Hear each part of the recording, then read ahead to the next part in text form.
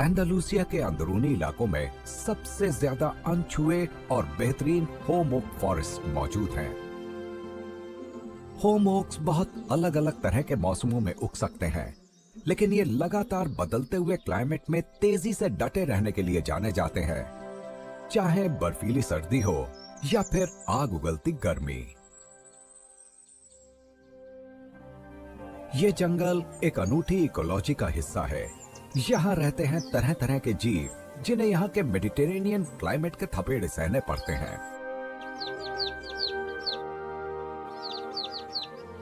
Home okay के जंगलों में जानवरों की दर्जनों प्रजातियां रहती हैं।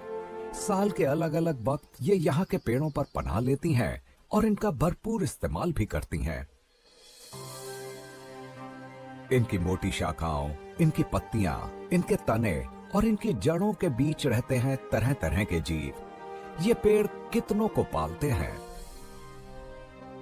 चाहे अजीब सी वर्म लिजर्ड हो जो मिट्टी खोदकर अंदर घुस जाती है, या फिर बड़ा सा हिरण जो झाड़ियों में छिप जाता है।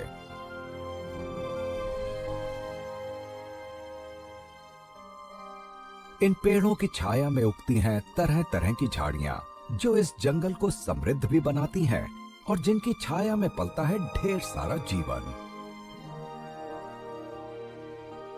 मेडिटेरेनियन इकोसिस्टम में सबसे ज्यादा तादाद में पाए जाते हैं ब्लैक वल्चर और आइबेरियन लिंक्स, और इनका जीवन होम ओक्स के इर्द गिर्द ही चलता रहता है।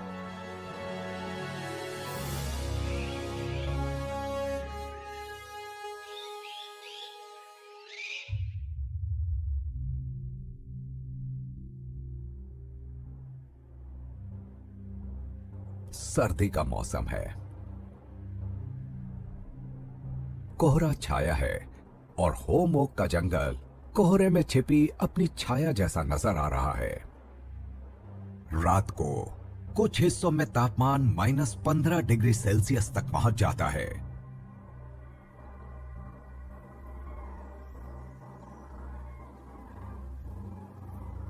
लेकिन होम ओक्स डटे रहते हैं। इनकी मजबूत पत्तियों को इससे कोई नुकसान नहीं पहुंचता। और जब धीरे धीरे सूरज अपनी गर्मी बिखेरना शुरू करता है तो जंगल जैसे अचानक नींद से जाग उठता है। ये सारस उत्तर से 3000 किलोमीटर का सफर तय करके यहां सर्दियां बिताने आए हैं, उत्तर की बर्फीली सर्दियों से दूर। सुबह इनकी बड़ी बड़ी टोलियां जमा हो जाती हैं और फिर निकल जाती हैं घास के मैदानों की तरफ। ये मैदान असल में मिले जुले जंगल होते हैं जहां पेड़ भी हैं, घास भी और फसलें भी हैं।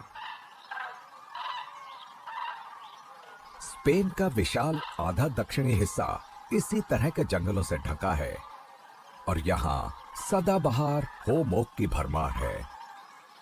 इतनी सुबह सुबह सारस के यहां आने की वजह सीधी सादी सी है। ये अक्टूबर के आखिर में यहां आते हैं और तब से ही बलूत के फल की तलाश में रहते हैं ताकि लंबे सफर के बाद थोड़ी ताकत जमा की जा सके। तकरीबन 6 महीनों तक ये इन घास के मैदानों में ही रहेंगे। सर्दियों के शुरुआती कुछ महीनों तक ये बस बलूत के फल ही खाते हैं।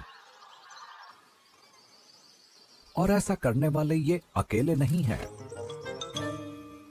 हजारों की तादाद में जंगली कबूतर भी इन्हीं मैदानों में चुगने आते हैं।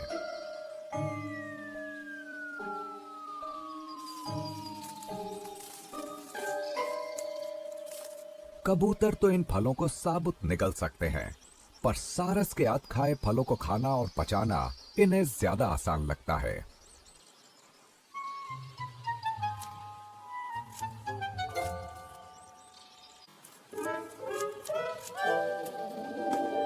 ये उन्हें निगल नहीं सकते, बल्कि इन्हें फलों के बाहरी कवच को तोड़कर अंदर के मीठे पोषक फल तक पहुंचना पड़ता है।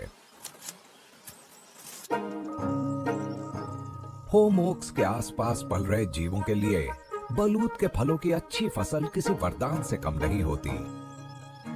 लाखों जीव इनके सहारे जीते हैं, चाहे सारस हो जो इस महाद्वीप का सबसे लंबा पक्षी है, या फिर नन्हे से ये चूहे।